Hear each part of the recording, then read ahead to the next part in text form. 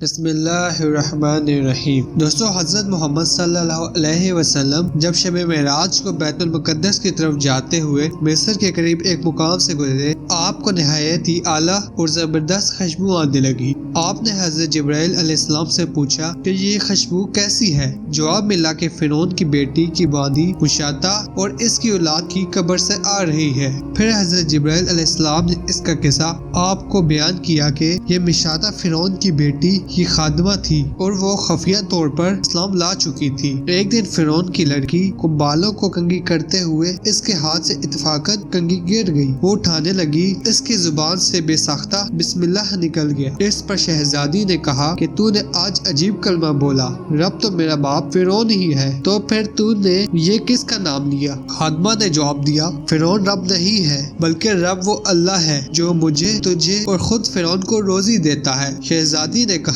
اچھا تو میرے باپ کے سوا کسی اور کو اپنا رب مانتی ہے؟ اس نے جواب دیا، ہاں، میرا، تیرا اور تیرے باپ سب کا رب اللہ تعالیٰ ہی ہے۔ شہزادی نے اپنے باپ کو یہ بات پہنچا دی۔ وہ سخت غضبناک ہوا اور اسی وقت اسی خادمہ کو دربار بلاوا بھیجا اور کہا، کیا تو میرے سوا کسی اور کو اپنا رب مانتی ہے؟ اس نے کہا، میرا اور تیرا رب اللہ تعالیٰ ہی ہے جو بلندیوں اور بزرگی والا ہے۔ فرعون نے اسی وقت حکم دیا کہ تانبے کی جو گائے بنی ہوئی ہے اس کو خوب گرم کیا جائے، اور جب بالکل آگ جیسی گرم ہو جائے تو اس کے بچوں کو ایک ایک کر کے اس میں ڈال دیا جائے، آخر میں خود اس سے بھی اس میں ڈال دیا جائے۔ چنانچہ وہ مکمل گرم کی گئی۔ جب آگ جیسی ہو گئی تو فرعون نے حکم دیا کہ اس کے بچے کو ایک ایک کر کے اس میں ڈالنا شروع کرو۔ اس نے کہا، بچے ایک درخواست ہے، میری منظور کرو، وہ یہ کہ میری اور میرے بچوں کو ان کی ہڈیاں ایک ہی جگہ ڈال دینا۔ اس نے کہا، اچھا، تیرے کچھ حقوق